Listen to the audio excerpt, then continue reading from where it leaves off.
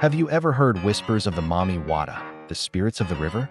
In a small village nestled by the great Niger River, there lived a young woman named Amina. She was known for her beauty, but her heart longed for something more, something magical. Every evening, she would go to the riverbank, her bare feet sinking into the soft mud, and stare into the deep, swirling waters, dreaming of a love as vast and mysterious as the river itself. One moonlit night, as the water shimmered like a blanket of scattered diamonds, she saw him. A man emerged from the depths, his skin glowing with an otherworldly light, his eyes as deep and dark as the river at midnight. He introduced himself as Chaik, and from that moment on, Amina was completely captivated.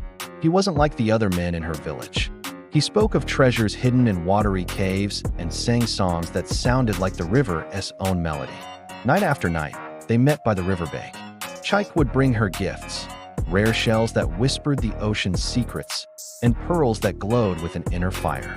Amina fell deeper in love, ignoring the warnings of the village elders who spoke of ancient river spirits who lured humans to their doom.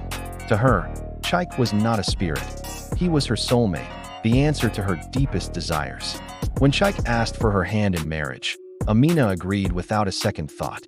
She told her family she was marrying a wealthy trader from a distant land. The wedding was a grand affair, but a strange one. Chaik's family was nowhere to be seen, and he insisted the ceremony be held at the river's edge at twilight. As they exchanged their vows, a sudden, cool mist rose from the water, enveloping them. In that moment, Amina felt a shiver of unease, a feeling she quickly dismissed as wedding day jitters. He promised her a palace, a life of unparalleled luxury. But her new home was not a palace of stone and wood. It was a breathtaking, ethereal kingdom beneath the surface of the river.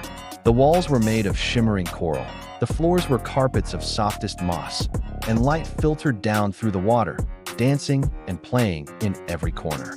It was beautiful, but it was also a cage. Amina soon realized the truth. Chaik was not a man.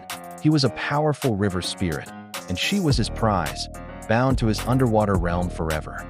Her beautiful gowns were woven from river weeds, and the exquisite food tasted of silt and cold water. There were no people, only silent, ghostly fish that swam around her with vacant eyes. The love that had once felt so magical now felt like a cold, suffocating current pulling her under. Desperation grew in her heart. She missed the warmth of the sun, the laughter of her friends, and the familiar scent of wood smoke from her village. She realized her love had blinded her to the danger. Chaik, sensing her unhappiness, became possessive, and his once charming smile now held a chilling edge. He couldn't understand why she would ever want to leave their perfect, watery paradise. One day, an old river turtle, who had seen generations of spirits and humans come and go, took pity on Amina. The turtle whispered a secret to her. The Mami Wada's power is tied to the gifts they give. To break the enchantment, she had to return every single shell, every pearl, every token of his affection. It was a risky plan. If Chaik discovered her, his rage would be as destructive as a flash flood. Under the guise of tidying their underwater chambers, Amina painstakingly gathered every gift Chaik had ever given her.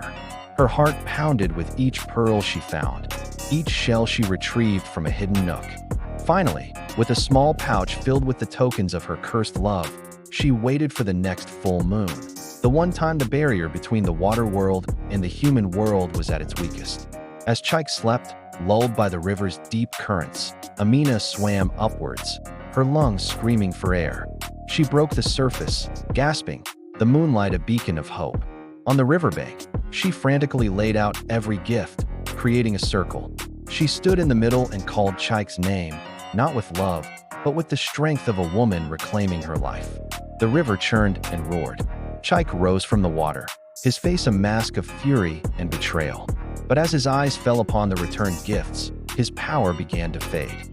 The supernatural glamour that made him so handsome dissolved, revealing a creature of reeds and mud, his form flickering and unstable. With a final, sorrowful cry that echoed across the water, he dissolved back into the river, a spirit defeated by a love he could not truly own. Amina, trembling but free, never looked back. She ran to her village, a changed woman. She carried the wisdom of the river in her soul, a cautionary tale of how the most enchanting love can sometimes be the most dangerous trap. Her story became a legend, a warning whispered to young girls on moonlit nights by the riverbank. Thanks for watching our story today. If you were fascinated by the tale of Amina and the river spirit, make sure to hit that like button and subscribe to our channel for more legends and myths from around the world. We'll see you in the next video.